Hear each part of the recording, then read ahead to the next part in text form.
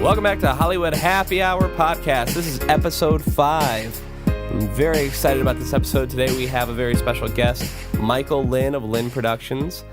He is the director of the film I am currently starring in that is in select theaters now. It's called Until Forever. If you've been listening to the show, you've heard me talk about it ad nauseum, I'm sure. But we're going to spend another hour talking about it. It was really fun. We recorded it in South Dakota in his studio, not in mine, where we normally record in Los Angeles. I was there last week for about a week, just over a week, to promote the film. The film's doing really well. We started out in 5 theaters. Now we're in 7. Next week we're going to grow to more, and we're just the film is continuing to grow. And as we say in showbiz, it has legs. And we're very fortunate because we already have a video-on-demand deal with PureFlix, which is the largest faith-based production company in the world. So they want us for VOD. They not only do they want us, they have us for VOD, and we'll also have Blu-ray and DVD coming out, and that comes out October 4th. Video on demand, we're still at a bit of a question mark because our theatrical run is going so well, but I'll keep you guys posted on that as we go. And it's just very exciting to see this movie made for the budget that we made it on. That was definitely a passion project. People are responding very well to it, and everyone's walking out with tears in their eyes and smiles on their faces. So that's a nice mix. And it's just been it's been very odd for me because I've made films and I've done some TV and things like that, but I've never had a piece of work that I've done affect people so greatly, and people are so emotional, and they come up to me and they talk about how much the film has affected them. That's what you hope to do as an artist. It's not something that typically happens with your art. So it's been fun. It's been nice, and it's been it was fun being in South Dakota and Minnesota last week because I would just pop in the movie theater, and it was kind of cool because they walk past me when they're going in the movie theater and don't know that they're going to go watch my face for 101 minutes, and then they come out of the theater and there I am, and they're very shocked and they're very surprised and very happy that I could be there and they could talk to me about the film. It was very cool, and it was just one of the best experiences of any film that I've ever done, any project really, including theater, film, TV, anything, because it was just so powerful. I'm talking myself in a circle here, but the truth is it all starts with your director and your writer, and that's Michael. And so I was very happy and honored to be able to sit down with him and have this podcast. I've been trying to get this podcast done for a long time. He's very busy. And I want to do a part 2 with Mark and Michael so that we could talk about how they came up and where they came from. All we had time to talk about was the film this hour, which is fine because, we need to promote it and we need to keep spreading the word about it. We're doing a grassroots movement with this film, so it's very amazing that we've gotten as far as we have so far. We don't have the budget that most movies typically do. When you go to an IMDb page or Box Office Mojo or something like that, and you see that Avengers was made for $150 million, you should add on a little bit more money. By little, I mean $20 to $50 million for marketing. It's not part of the budget. That's the extra. We didn't have a marketing budget, so we've used Facebook and Twitter and Instagram and our website, and we've been promoting our posts and lots of word of mouth. We did a bunch of screenings at churches before we opened up into the select theaters that we're in right now. So the reason that it spread as quickly as it has and gone as far as it has isn't really because of a marketing budget. It's because people actually cared enough to help Linn Productions out and help me out and put the word out. Which is very cool. Not to say that Linn Productions isn't busting their butts. I mean, they absolutely are. I mean, it's an amazing team over there. They leave no stone unturned, and they check every single option out and every single possibility out to try to make sure that we're getting this film seen as much as possible and giving it the chance it deserves. It's just been an amazing experience. And so Michael's going to talk quite a bit about that with me during this interview, and hope you enjoy it. Here we go. Okay, gotcha. Okay, Hollywood Happy Hour Podcast. Here we go. Stephen Anthony Bailey here. I'm in South Dakota, not where I normally am in Hollywood. The Hollywood Happy Hour Podcast is somewhere different today because I have the opportunity to interview my director, Michael Linn, the director of Until Forever. Here is Michael. Yeah, we're in the Black Hills, not the Hollywood Hills. So. Yeah, different hills. Different hills, but it's great. One thing that I love about living here and doing feature films is that I can find awesome actors from LA and bring them out here. So it's great. I'm glad that you and I have had a chance to hang out versus just having to work. Work. Yeah. Getting to know each other through work. Yeah. So yeah, I've been out here since our premiere, Friday the 12th of February for Valentine's Day weekend. We were each other's Valentines. It was very sweet. Actually, you were in Minnesota, and then we drove you down. That's here. right. That's right. So you've been all over. Over. Your brain can't even remember all the things we've been up to. No idea. It's been a really crazy week. So obviously it's been nothing but fun. Yeah. We did those puzzle rooms, the escape rooms. Yes, we're gonna go to Denver and do a few more. So we can talk about escape rooms later. But yes, that's love the escape that's what we have rooms. to do when we get together. We have to escape from a locked room because we had to escape from this whole craziness of being locked together for 3 weeks to make a film.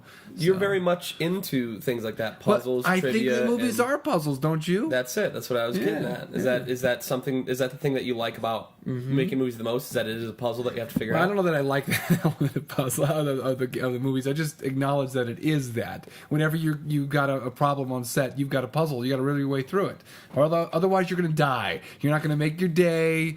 You're going to waste money.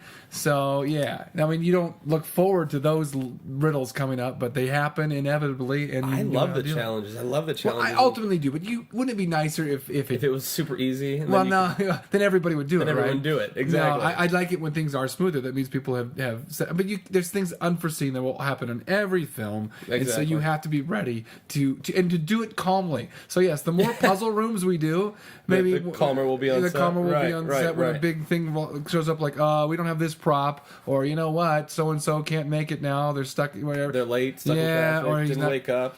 Or they walk off the set. That happened on my last film. I lost my medicine man. He walked off set. Never to return. Never to return. Even though we'd already shot a full day on a tight budget. So, you have to... Things happen. It's puzzle solving. Or we had a huge snowstorm. We had less puzzles to solve on this one, which I appreciate. Because... Well, that's... Yeah. Or maybe just different puzzles. They're always different. But anyway, always different. Puzzles. So we're in your office right now. Yeah. There are... What about do you have 7 seats? 8 seats? Yeah, 8 seats. So it's a screening room / office. You've got screening room, 4 monitors, five computer monitors here. This is where you score and where you edit and where you screen the film. Yep.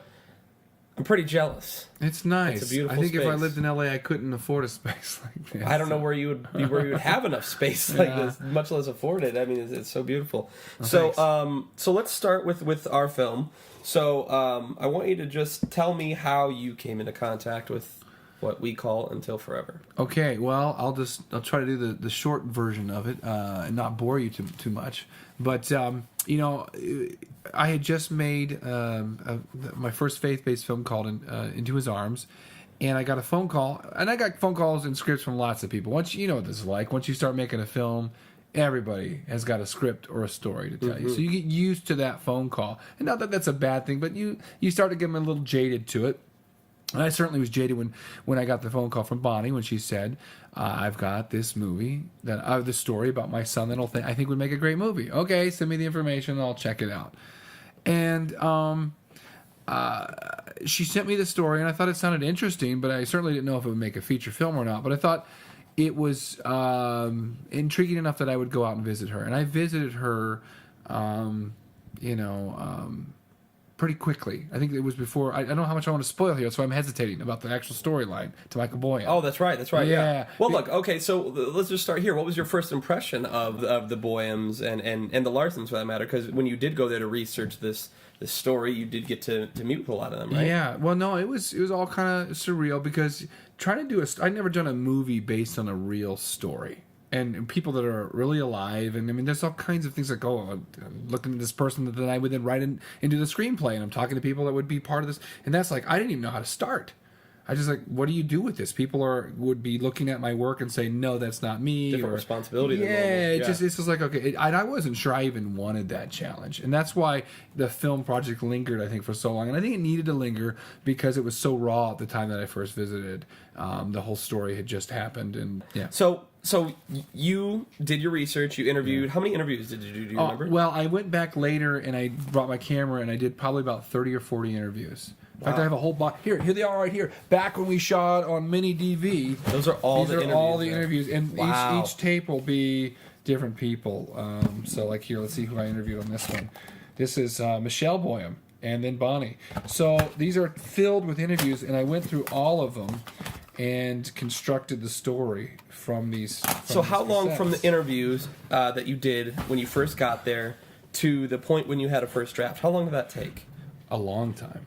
I got kind of a rough draft together, but I knew it wasn't the strongest. It was more like a retelling of the story, and the beats of real life just aren't as exciting as a movie. Right. William Goldman in his books, I can't remember. I think it's Which Lie Did I Tell? Talks about how the most exciting story that he ever heard is in real life was something Sylvester Stallone did before the opening credits. And the point being, you try to take real life and translate it into a film. It's just not going to be exciting enough. It's not going to have the beats we're used to, and it's just going to not flow like a film. So the first draft I did flowed like a documentary or just a story about. Or not even a good documentary, but a story about Because documentaries can be paced and edited too. Well, and it flowed like life. You and need had to make drama. Yeah. Alfred Hitchcock says that drama is life with all the boring parts cut out. Yeah, exactly. That's what you needed to figure out. How to do that with a keep and what do you cut out? Yeah, right? And so I don't think the first draft I had did that very well. And Bonnie and the families were requesting certain scenes be in there, and then, of course that's difficult too. And there was a part of the things. Was there anything that about. you needed as an artist to not put in that was difficult for them to let go? I don't think eventually, but it's just that was something I expected. It was sort of a back and forth. I'd say, okay, they'd say, well, what about this part? And I'd say, well, here's how I feel about that, and in the story and the context, because again, they're living the life. And it's really hard to say, and from their perspective, it was good to hear from them what they felt was relevant and needed to be told. And so then it was a back and forth process. So it took a while to whittle that thing into something that I felt was strong enough to be a movie. And even then, it took the support of the distributor when they came on board with their script writer in-house to help even hone it even further. Let's talk about your habit as a screenwriter. I mean, obviously you are a full filmmaker, writer, producer, director, sometimes actor, editor, composer. Right. I mean, you do it all. Right. So let's just talk a little bit about your habit as a writer. How many days a week? I mean, obviously you're very busy now promoting the film and everything like that. But let's say, while you're in the process of development, how many days a week are you writing? How many pages a day do you write? How do you write? Do you listen to music? Go into that a little bit. Let's talk about just that. The process of it. Well, yeah, and I'm sure just like every writer, you don't just have one story. You have lots of stories percolating up there in your head. And it's like, which one will become the most developed? And so... yeah, I mean, it's weird too, and I wish I had more time. One thing, and I think I shared this with you, but one thing I had to do pretty on is cut out extraneous things in my life so I'd have more time to develop those ideas. So that bye first-person shooters, which I love, but I can't touch them because if I get sucked into that, then there's not going to be any script development going on. So you gotta focus on and so getting your life in order was a good thing for me to stay focused. Not that I'm a hard worker, but there's certain things if you can figure out how to cut out of your life, you should. If you want to write, not that you still watch movies, obviously, and there's just things that you can do to hone your craft because this is a really cutthroat business, and if you want to succeed, you have to be on your next project. And like we're talking now, we want to get on to the next screenplay. This thing is still hot off the.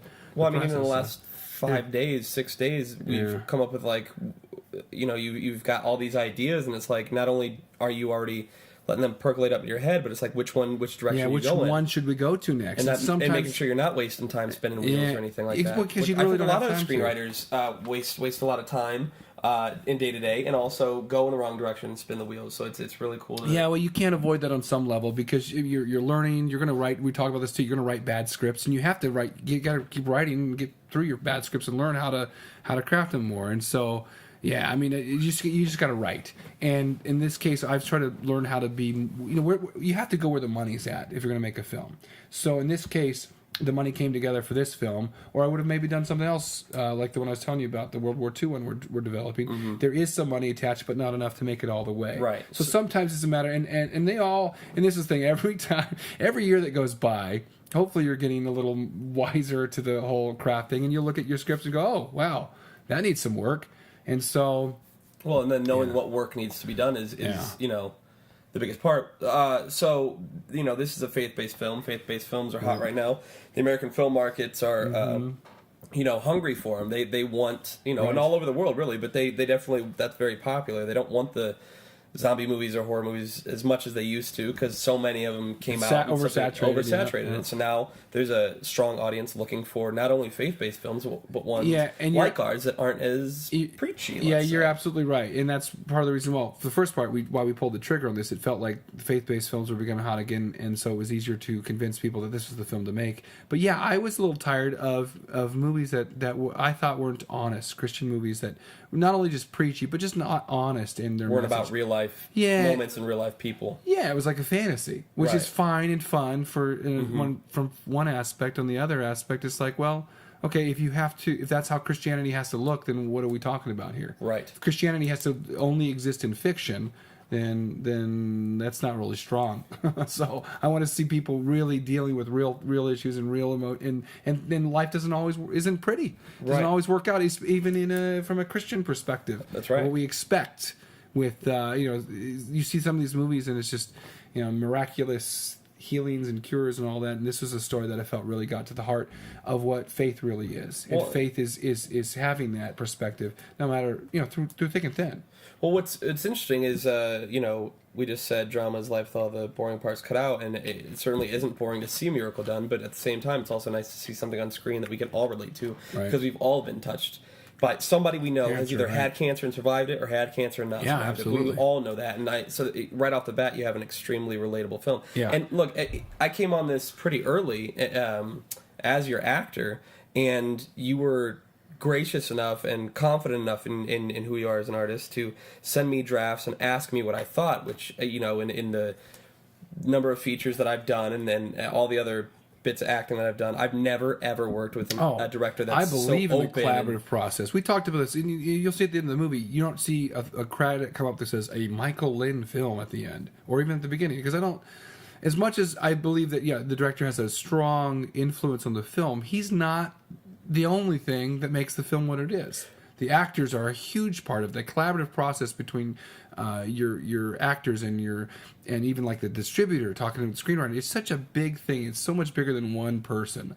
I don't know how many, unless you're doing like your own little stop motion film. I mean, I suppose you can make your own personal film, but it's not on this. You can't do it. Not on this level. No. Yeah, you can't. No, I mean, and the thing that I hear all the time from people that have been to these special screenings that we put on or have been to the movie already, they can't believe, they because you are a bit of a local celebrity here, especially the people in South Dakota, they can't believe how much bigger this movie feels than than your other work. And when I tell people about making it, they can't believe that it's an independent film that with the budget that we worked on. I mean, the things that you were able to do with a skeleton crew and with your collaborative process, it's almost unreal that it was done that way. So talk to me about things that things that filmmakers. Let me say this again. Okay, talk to me about funding, because I mean that's something that I think every filmmaker, that's something that most filmmakers can't crack. Does anybody ever know? Funding always comes from different sources and different projects, and I guess the thing is, again, if you're trying to raise money, the best thing you do is find something. Like in this case, we knew I had a story that I knew was in a hot genre, the faith-based market, and so I knew it'd be easier to convince people to put money into it, including the distributor. That was only bolstered by the fact that it was hot at the time. I think a lot of films work that way. What's hot currently? Okay, I'll raise money for it. So I try to look at, just like anybody, what's going to have the best chance at earning the investor's money back, so I can confidently say to them, well, if we keep it in this budget, this is what people are looking for right now, we have a better shot at returning your investment. And if you, I don't know how many movies you can make if you keep losing people's money, You're going to get... Not many. 2, maybe 3, and then you're out. But the problem is, as we all know, most independent films, or actually most films in general, they lose money. They lose money, yeah. So every filmmaker is going to be dealing with this on some level. So I think it's really... if you don't have a studio behind you that has the dollars, not that anybody ever wants to lose money, but you should try to hedge that bet so that you're leveraging it against a smaller budget. And I think it's sort of irresponsible now for an independent filmmaker to make a film for $1 million on just local investors or whatever. That's just too much. Mm-hmm. It's the one thing to have even a minor studio or even a company like Pureflix or Vision, their distributors. They'll have deeper pockets for that sort of thing and can leverage that risk. But to take out, a loan for yourself, or to spend that kind of money on an independent film, I think in today's world, when in all reality, you probably don't make any money back. Not at $1 million. I think it's going to be tough. Yeah, for sure. I mean, they think that's what they say. So just try to make it 500,000 below, or else get up there to that 2.5. Yes, then you have to jump up. There's a middle ground that doesn't exist or shouldn't exist. Otherwise, you're going to lose your money. Yeah. So I would encourage. I think that you raise the money, but you raise it in a reasonable amount. You try to do scripts that you can don't have to shoot all over the world. keep it smaller. Well, that's what I was going to ask you. I mean, about finding the locations. I mean, a bit of trivia about Until Forever is that we shot at the church that Michael and Michelle really got married in, the Boyum home and the Larson home. Mm-hmm. Was that something that you plan on doing from the time you were writing it, or? I didn't actually, but how did that come about? Well, it just made sense for a lot of reasons. First of all, from the practical standpoint, we didn't have to find locations or pay locations for those homes. Mm-hmm. Were the families open to it from the get-go? I don't. Come on into our home. I don't know. I don't remember actually. I think that was sort of like, well, okay, if you need to shoot here, sure, and it was sort of like nothing was really positive or negative about it. But the second part of that, of course, is that it's really cool that as we try to recreate the story, we're shooting in the actual Boyum homes, and we're shooting the actual Larson homes. We're shooting the actual church that they got married. We're shooting in his karate, the place where he taught karate. Those are all cool things. It's very cool. I mean, that's the thing that I feel like we've talked to most people about that they're most fascinated about is the authenticity in there. Sure. What was it like for you to direct something and be so authentic to the point that you weren't doing a documentary, right? But you were doing certain things that were so authentic that it was, but it's not a recreation either, like a reenactment or whatever, like you said. No. In fact, as you know, we modernized the timeline, so it doesn't take place in the 90s. It takes place in today's world where kids have cell phones. Right. Real Michael Boyum never had an iPhone. No, he never had an iPhone, and they never talked about Pluto not being a planet because Pluto was a planet back then. That's right. Yeah, so there's modern dialogue and modern things that happen, but the core of the story is absolutely authentic to what happened. I think it's timeless as well. Yeah, true. I think your film's timeless. I think 50 years from now, it's still going to be. Kids so. Are still going to be that way. Right. Let's talk a bit about you as a director, because when I think of you, I do think of you as a director. I think that you're just very talented to do other things, but I think of you, you just are a director naturally at heart. Yeah, and I think though that I've gotten better at directing. I think this is my best work just as a director, because I think I fell into that trap in my first couple of films of thinking that the director was all about camera angles and the most interesting shots, and that's kind of more the DP's job. And I didn't realize that at first, because when you grow up making films yourself, you do it all. And the problem with me wearing so many hats is it also spreads me thin as a director when it comes time to shoot. If I've got too much on my brain, I'm not working directly with the actors in a way that helps them find the film. So I learned a lot in the last couple of films of how to be a better director and how to help be there for my actors, because if they're not feeling it, it's not going to get captured and it's going to be a bad movie. So they have to. I hope this was the case with you guys. It's just helping you live in the scene that we were shooting, so that you didn't feel like you're walking around a set, or that all that could disappear. Hopefully the lights and the cameras and everything else going around can just vanish. So when action is called, you're just living that, and that means freedom to say something that wasn't in the script, to feel an emotion that perhaps wasn't anything we discussed, just that you can go forward and so, because living in a scene means in life we don't know what's going to happen next. So if that kind of environment can be fostered on set, I think you end up with a stronger film, and that's what I was trying to do with this film. And you guys just were awesome, just lived in that. Each scene I was always surprised. There was always something that surprised me, excited me. I thought we were capturing magic. And I don't know that I ever really felt that before with my films. So this was a cool new experience for me personally. With and we can talk about casting in a second, but just you as a director, I mean, you have a very magical style. You said that word magic. You were looking for magic in your shots. Where do you think that comes from in your style, or is it something that you grew up inspired by movies that had that in the film, or is it just something that is instinctual? What is it? Well, I think it's interesting because I do my best to not emulate. I hate it when you watch a movie and you can tell what the director was trying to do. What he influenced by. Doing their Quentin Tarantino. Yeah, right. Like I want to be Quentin Tarantino. So I try really hard not to have, even though we have subconscious influences, of course, right? And they're going to come out. I try not to ever emulate. So when I say capturing magic, to me, life is magic. Life's amazing. When we talk about this, I wrote in the script, this magic, and you keyed right into this magical universe, this star passing through our magical universe, and you wasted on seafood. Yeah. You wasted on seafood? Yeah. So, we do live in life is magical. Life is awesome. It's an amazing experience. And so to try to, what I want to capture, that's what excites me now. My older self, I should say, my older director self, is when I say I want to capture magic, I want to capture life magic. I'm not thinking about the perfect dolly shot. I'm not talking about the perfect lighting. Because to me, some of that gets in the way of getting the story. You need that stuff, but that shouldn't be what you're focusing on as a director. I shouldn't be going, boy, am I excited today. I get to do a jib arm over. That shouldn't be what you're excited about. Right.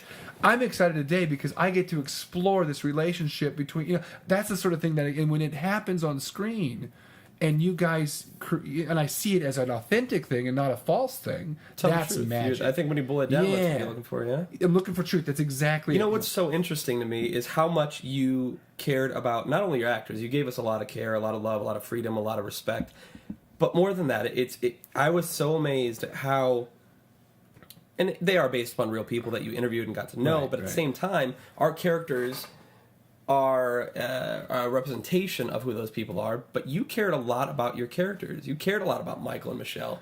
You say these kids, I've fallen in love with these kids. Right. You used to say that on set. I've never, in my experience, seen a director be that connected to the characters. Well, gosh, don't you have to though? I think it helps. Yeah. I think it helps. Do you remember when you got to a draft? Was it right away that you fell in love with these characters, or was there a certain draft that you got to while writing it that you go, oh, there it is, I found characters that are fully fleshed out and real now? I think it's just like any relationship. You know right away if you like somebody, but the more you spend time with them, you get closer. And I think that's the way with the story. I knew right away that I liked Michael and Michelle and the Boyums and the Larsons, but I fell in love with them over the course of just writing the story and knowing over the years. They became very close to me, and being able to see them come to life, you guys put it to the next level. It's just more and more. The more I hang out with you, Bailey, the more I fall in love with you. I know, man. It's gonna be hard to leave. We got to just write really fast so I can come back to South Dakota. So, I was going to talk to you about, still back to your directing now, I'm going back to your directing. You had so many different actors with different acting styles on this set. You had a stand-up comedian in James Stevens III who, he came at it from a very natural, instinctual level. You've got me and Jamie who work very method, to a fault. You've got Madison who works on these beautiful emotions and finding herself in the moment, and then someone like Hayden who is working so well off of what other people are doing. He's a reaction. Totally, yeah, you're right. And so, what was it like as a director? Not trying, you did it. I don't think you had to work too hard at it, but you moved those chess pieces around so well. What was it like working with actors with such different acting styles? It's like that puzzle stuff we were talking about earlier. You just watch the scene and you try to figure out where its problems are and how to solve them. And so that's why it's so good to get to know your actors beforehand, because then you can identify what's going to work for them. And it's not always an obvious answer. So, and I certainly relied on you guys too, and you were certainly a big help even with the actors too. You asked my permission at one point, can I talk to the actors and give them notes? I said, you know what? Yes, I do want you to do that. As long as they're clear as where, you don't want two directors on the set. That will confuse the hell out of actors, and they won't know what to think anymore. But what did I forget? I said just a quiet maybe. Yeah, I remember, pulling one of the actors off to the side and just whispering something in their ear on, just a quick thought. It wasn't direction. It was more like I could see that there was a little piece of the railroad tracks missing. Yeah. And actors, you're working so closely with them. I'm still behind the camera. Actors are right there together. And they know that. Yeah. So to have them, I think they should feed off each other on some level, and to do it quietly, it's almost like, don't let the director know that I'm telling you this, but here's a thought. And I think that's great, actually. I think it's wonderful because you are together. You are in the trenches, and I'm outside the trench looking in. Yeah, in a way, sure. even though I am in the overall. Well, it's a bit like a dance, and if one of your you're doing a dance together in sequence, and one dancer's off beat on a step, you tell them you're off beat on a step, and I can see that. But then you talking together is actually stronger if there's a way for that to work. It's if you could do that. So, and that's part of that collaborative and freedom to do what you want. I mean, what do you call it when you guys ad-lib these amazing lines and don't get any screenwriter credit for it? It's a collaboration. That's it. Yeah, that's why I hesitate to say, oh yes, a Michael Linn film. It's like baloney. Yeah. I mean, yes, I was helping. It's so funny. I mean, I don't think any actor really should be like, I want a screenwriting credit for improv. I think they should just be thankful that they're on such a set that they can do something like that. But it's cool though because that's like directing in a way, or screenwriting. I'm just saying that those roles blend a little bit, and I think they should. I'm not so uptight about that to think that there's not blending going on. That's all. Right. That's all I'm saying. Right. So, and here's something else too. I mean, you're a director with you have a cameo role as the what do we call him, the activist interviewee in Until Forever. But you've also taken some acting classes. You've played in your films some bit parts every now and again, right? Yeah. Yep. So, I mean, personally, I think that all directors should do that. What's your opinion on that? Yeah, absolutely. Every director should know what it's like to be exposed like that, to have to, become someone else, and they don't respect the craft involved with that. I remember, directing a scene from Into His Arms, and I made Marcia Kaler cry over and over and over again until she was spent. And I realized later what I had done to her. It's just important to know what it takes to do that and to be respectful of that.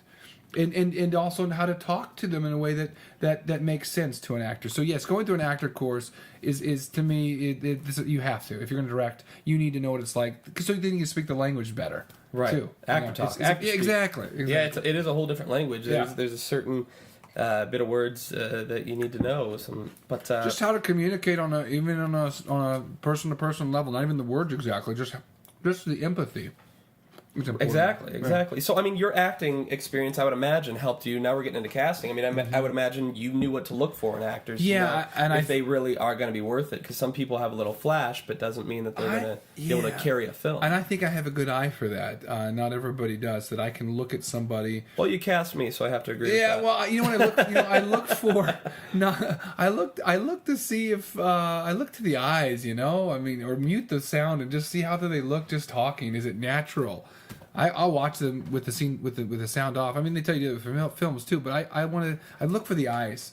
That's why I always make sure if you ever submit a tape where I can't see your eyes, I'm probably not going to cast you. Right. There's so much of the soul there, and some people are just flat, and if they can't speak through their eyes, they're not going to be able to do the more subtle things that you need in a film. And film is very subtle. You're getting in close. It's not like stage where you have to overemphasize everything and enunciate more and all these things that you have to do. In fact, if you train too hard on stage, I feel like sometimes coming to film, some people don't know how to make that transition. Yeah, it's quieter. It's more intimate. The camera sees everything. Yeah, it sees the flicker of the eyes. It sees the flush of the cheeks. It sees all those things that you wouldn't see on stage, and people forget that.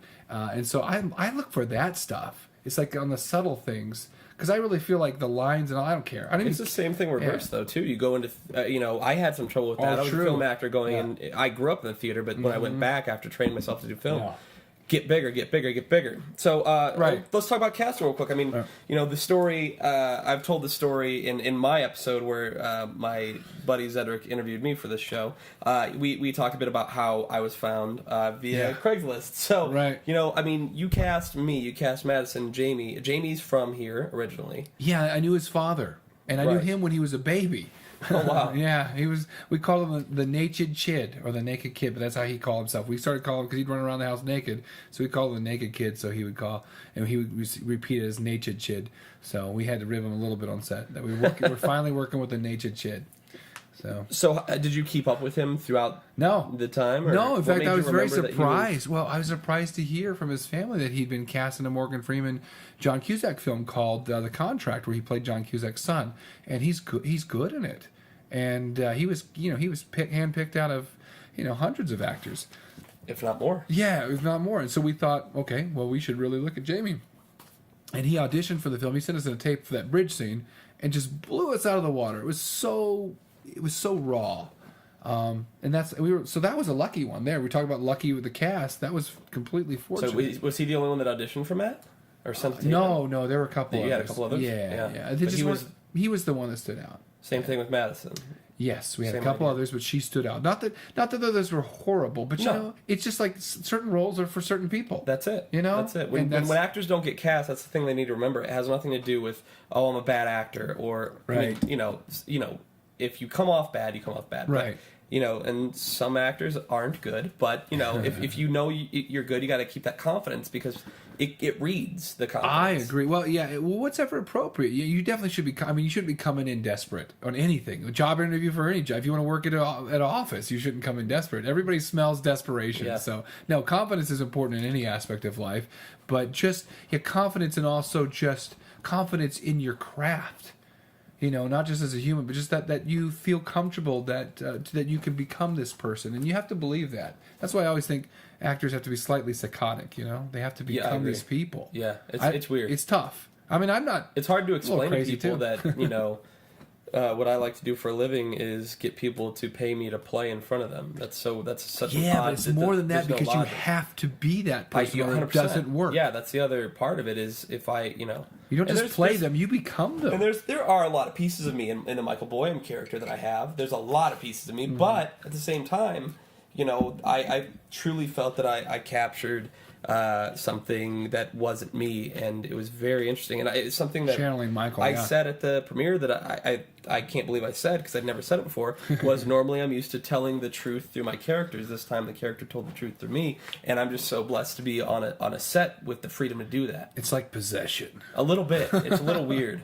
Do you feel like you had to fight for this is your third feature. Yeah. Do you feel like you had to fight for your vision, or do you feel like it was something that was easy to get, or what? It was amazing to. I mean, maybe this changes if you start doing bigger studio pictures, but it was wonderful just how much freedom I was given to do this film, including just what we did ad-libbing on set. It's not like, well, I have to get this way. No, I could yank scenes if I needed to. You kind of have to. It helps to have that flexibility to know that. If it's not working, we can change it. We can fix it. And nobody's going to be breathing down our necks about it. Right. I don't know how it'd work if I couldn't do that. Like when we were collaborating outside of that scene where you finally get frustrated and you vent your frustrations and ask God what he's up to. Yeah. We changed that whole thing because it wasn't working for you. Yeah, that's right. We as lights are getting set up and we're hurrying because we're under. You come to me like, Michael, can we talk about this? And we rewrote the scene on the spot. And it was great. And I think that's nice to have. I don't know how to make a good film without having that flexibility. Right. So I do feel like looking at the whole picture, I was given a whole lot of flexibility. Even the notes I got from the script, it was always like, well, here's what we think, and you should do. Or what ifs. Yeah, what ifs. And it wasn't like, you have to do this. Right. Change it or else you're not doing the movie. And I think people are used to kid gloving screenwriters, because they get mad about stuff. But it's like, tear this thing to shreds, please. Yeah. That's what you always said. You never didn't say that. Yeah, find the weaknesses, because if you don't find them now in the screenplay, they're going to come out strongly in the story, in the movie. Right. So yeah, that's the time to do it. Because if you're trying to fix it in the editing room, you're throwing away footage you spent time shooting and all the other stuff you have to do. So yeah, fix it on the page. You hear that all the time, but I learned that more and more as I do this in screenwriting is get your script tight on the page, make it flow. Because there's nothing worse than shooting scenes that are extraneous and you're going to end up cutting because you're making longer days for yourself. And you're wasting time. You only had 23 days of shooting. Yeah. That's not a lot. That's I only nothing. screwed up once, but it was part of the family stuff, and I thought we kind of needed it to kind of establish. But what do you mean screwed up? Well, a scene that probably I should have cut in the script. Oh, okay. We ended up shooting. Right. Which is the part where you were working on your hair and all that. But that's part of the experimentation. Yeah. For well, you need to be able to do that. But I'm just saying. And I think it was good for me because that was one of our first days in the 23 that I got to interact with the brothers. All the brothers, in the screenplay. yeah. And I agree with that. If I hadn't had that, I don't know that the bridge scene would have been as strong. I don't know that I would have connected as much to Hayden. Oh yeah, we got that whole "You look great, bro" came out of that, and that was like our bonding line. I know, too. that's the thing that we quote the most. You look great, bro. And that's from the cut scene. And it's, so no, it's I agree with that. I mean, obviously, have just one or two. Don't have five. Sure. You Well, know? you don't want to go crazy. Yeah, because you want to make your schedule. Yeah. So, and then you edited the film. Yeah, with my brother Mark, my twin brother Mark. Yeah, Marky Mark. So, you were on this from beginning to the end. You scored some of the film. Yep. In the first 20 minutes, you were editor. You and Mark. Mark was your assistant director. He's a producer on set. He's one of the editors.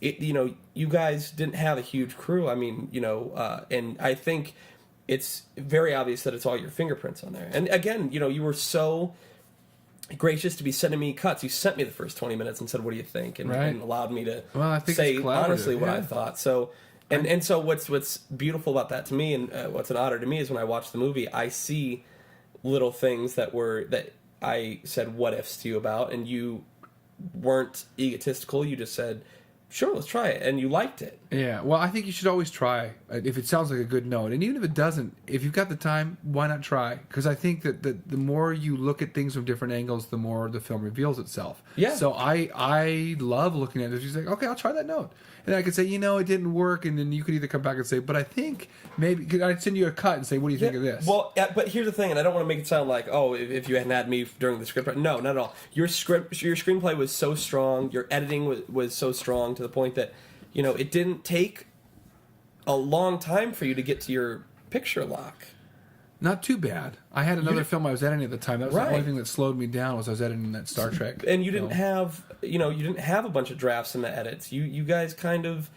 No, we didn't. I remember actually. seeing the first full cut and going, I've never, and this is the truth, I had never seen a first cut, a rough cut, be so strong. It was almost done. It was almost picture locked at that point. Probably because, like I told you, Mark, having a co-editor and be my twin brother, is that we watch each other's stuff and just refine it. Yeah. So there was So never it wasn't really a first cut. Yeah, It was so it's- more of almost a third pass. Sure, because we pass through and then he'd do it and then he'd do his pass and I'd come back and do my pass. So yeah, it's a third. You're looking at a third pass. It was beautiful. In I wasn't shocked. I was just so. No, I was shocked at how. But you're also, I'm sure strong it happy was. because isn't that a little bit nerve wracking as an actor? You never know what you're gonna get. It's Yeah. fucking Forrest Gump. Me man. too. I'm sitting there like, we got to edit because I was sleepless. I don't know how you were, but there was nights I couldn't sleep because I was wondering what film was it. I'd tell my wife, I'd say, she said, "Why can't you sleep?" I was like, "I don't know what." There's a mystery in that other room. Yeah, in my office, there's a mystery just sitting there. Yeah, just sitting there waiting. I don't know what film do I have. I don't know yet, and I want to know. So I'd get up in the middle of the night and I'd go edit some more stuff because I wanted to see it unlock. On that 23rd day when you called picture wrap to the time when you got to the end of your film, how close is it to what you thought it was going to be? In terms of how it feels, looks and feels. Yeah. Is it what you thought it was? It's better. It's better than what you thought. Way better. Yeah. That's a But good I was surprise. exciting though because, like I said, I felt we were capturing magic every day. So, and I didn't always remember all of it. What it was. I was like, I Right. knew this was. What did we get from Jamie that was so amazing at the bridge? Oh yeah, he ad-libbed that line about what's in your blood, what's in my head, and like, oh my goodness, okay. Friendly And little then you surprises. edit it and you're like, yes, it's like ever go after Christmas and buy a bunch of stuff 50% off, but then you put it in the closet and don't see it Forget till about Christmas it, time. and then you're Yeah. like, oh hey! Oh, look at that! Yeah. So that's how I felt editing the film. Like, oh, I forgot all about that. Awesome. So, yeah, cutting together and then watching the full thing, I still get emotional. So I think that's a good sign. Last question, and then we'll quit. I All didn't right. even get to all this, but we Oh, might my. have to do part two. Okay. Because this is all just how you became a filmmaker. But we can always do 2 episodes because I have a lot of stuff here. We sure can. All right. So we premiered the film Friday, February 12th for Valentine's Day week. Yes. And how many minutes to go? I'm good. Okay. Another 10. Oh, you want to do 10? We do 5 minutes. I only have 5 here. Well, no, I might have 10. Okay, so we premiered our film February 12th for Valentine's Day weekend, and we started with 5 theaters. Yes, 5 theaters. 5 Yep, theaters, Opened in 5 and theaters. it's pretty awesome. Yeah, I've never done that either. I've never opened in 5 theaters. This is new to me. That's great. I know for they're small, but yeah. Well, a movie that had a non-existent or super small marketing budget, Right. That we're fighting for a theatrical, and Yeah. we're doing well at it. I mean, we are David against Goliath, and Goliath is Deadpool. Goliath is How to Be that's Single. We're not going to take down those Goliaths. However, the nice thing about film is you don't have to take down the Goliaths. You just have to survive them. Right. And be there long enough for the audience that wants to find you. And then when we were sitting there watching the people come in, we knew who was coming to Deadpool and was coming to our movie. Right. There's a demographic there. Although I think that our movie works for all ages and demographics, but it's certainly one of those things where a smaller film like this, that's a drama, does take a little while to find its audience. It's word of mouth. So I think we're going to see different audiences this weekend. It'll be interesting to see. I'm excited about it. So I mean, I was so happy that you and I were able to be in Minneapolis with the Boyams, the Larsons. Yeah. Mark stayed back here. Premiered in Rapid. Our producers stayed back here in Rapid and did the premiere here. They had the Pigmobile. Yeah. We had all the actors, the actors and star power. So it was really nice. We had a really awesome opening, and it was cool. We had, who knew that this little movie would have red carpet and 2 different cities premiering it on day one in real movie theaters, not some little rental space or anything like that. Carmike's. What a great premiere for and I didn't realize how rare that is. I guess it is. It's extremely rare. It doesn't happen.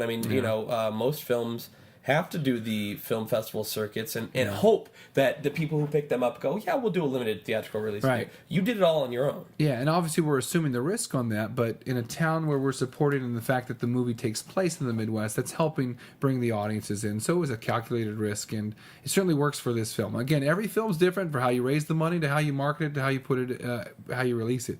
And this seems to be working pretty well for our film. Which is good. We've just got so many people, and something I guess I'll answer for our listeners is, the most common question I think we've gotten is, how do we get this movie to where I live? Right. Whether it's in New York or LA or down in Atlanta, something like that. And the thing that we found, we thought it was going to be enough to have people talk about it on Facebook or write the theater an email or whatever. But what we found is, if you want the film near you at your movie theater, go into the movie theater and talk to those theater managers and let them know that there is an interest in your city, because this is, we've been lucky enough to have NBC News take our spot and deliver it to cities that don't know who we are and give us a national broadcast to all the affiliated NBC channels. Yep. We've got a strong Facebook foundation right now, and we're just getting started. That's the beautiful part. But that's what people have to do. Also, Tug. Talk about Tug real quick. Well, Tug is pretty cool. A lot of independent filmmakers use it, and this is a lot easier to do than just trying to go contact the theater owners or managers, because they're going to have to get in contact with the owners, and that can take a while and not always be successful. Most of the times it's not. So what's great about Tug is that it helps facilitate single screenings in any city where they pre-sell tickets, and wherever they can pre-sell enough tickets, your film will go into that through that one night showing. So you can use Tug to put your film virtually anywhere, as long as you can find an area of support. So that's what we're going to be doing next. Once we're done with our main theatrical run, or we'll start it now. We'll start setting up these individual single screenings in different places where we might not have. Again, we have a lot of support around here because local interest in local filmmakers, and also the story is local, especially Minneapolis, around that Twin City area.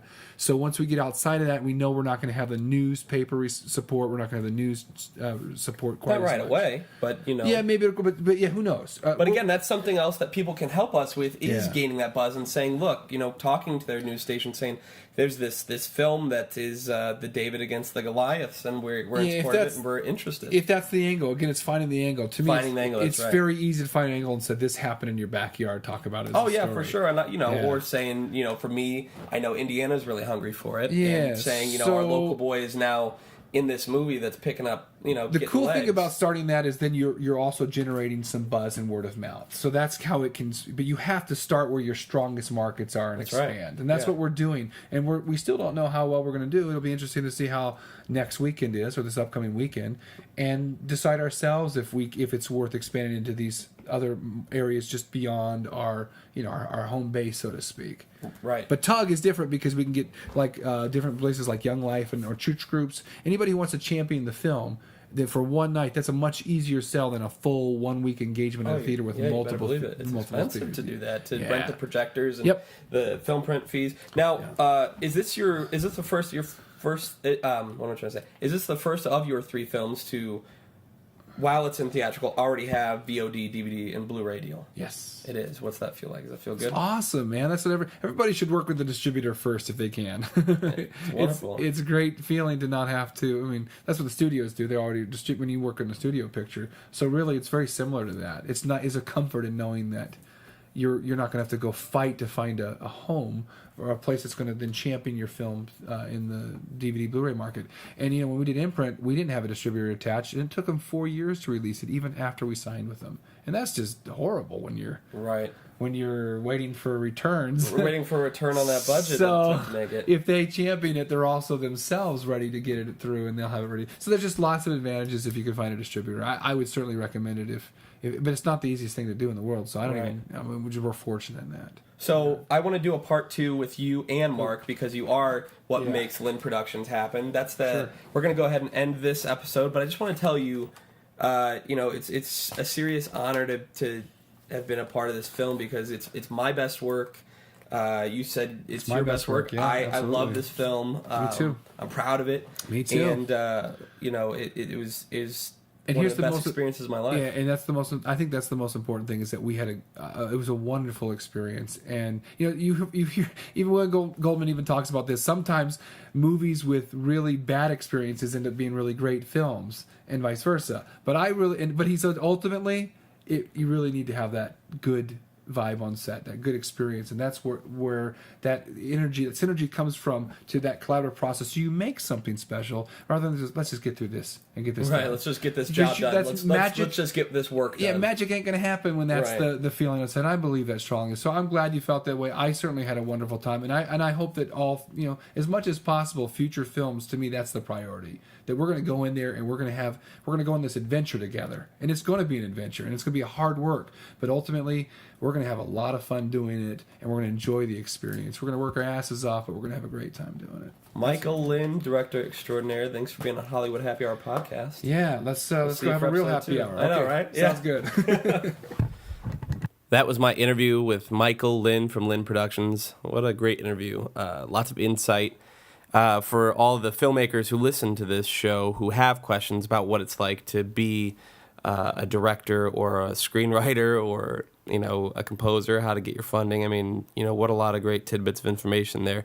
It's not easy no matter what level you're on, whether you're working for Warner Brothers making the Avengers 5 or whatever, or the next Star Wars movie, or if you're making a small movie. All movies are hard to get made. And Michael is a true testament to the idea that it's having positivity on set goes a long way, and taking the ego out of it and being collaborative with your actors goes a long way. He's got a really strong film here, and of course I'm biased because I'm in it and I'm the lead and those things, but I've done a lot of thinking about it. Would I like the movie if I wasn't in it? Yeah, I would. I would go see it based on the trailer. And that's not easy for me to say because I don't want to throw any of my other movies under the bus or anything else that I've done, but I've just never felt that way before. And I've seen it, I don't know how many times, just by giving, because I saw every single cut that was going through, and like I said, I was allowed to have my say on certain things, and like I said, Michael was very cool about that. And so and seeing it in theaters and seeing the cuts and showing it in special screenings, I've seen it a lot. And every time I see it, I still feel something. We just screened it last night in Los Angeles, which was the 22nd. The 21st. We screened it on the 21st, February 21st in Los Angeles, and that went well. And I still felt something. There's still parts that are tough to watch, and some parts that still make you tear up, some parts that will always make you laugh.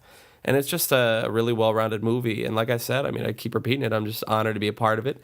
And as we said during the interview, it's all about the word of mouth and having people continue to support us. Because if we don't have people supporting us, the movie's not going to go anywhere. It's just going to be dead in the water. So, don't wait. Go see it now, because you never know when it's going to be out of theaters. It could be out of theaters next week. It could stay in theaters for a while.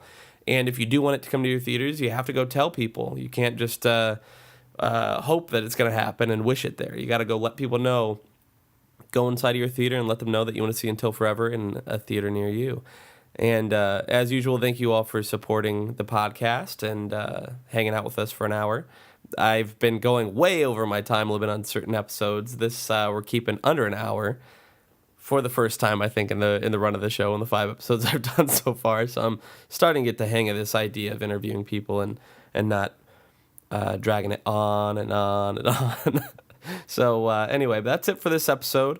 Like I said, in the future, I'm going to be interviewing Michael and Mark at the same time because I do want to go backwards and talk about how they became the filmmakers that they are today, and also talk a little bit more about what's coming up in the future for them. We're just going to keep plugging along with this film and getting people to see it. And if you don't get to see it in movie theaters, look for it on video on demand and DVD and Blu-ray coming up this fall. That's it for me. I'll talk to you guys soon. Thanks for visiting Hollywood Happy Hour podcast.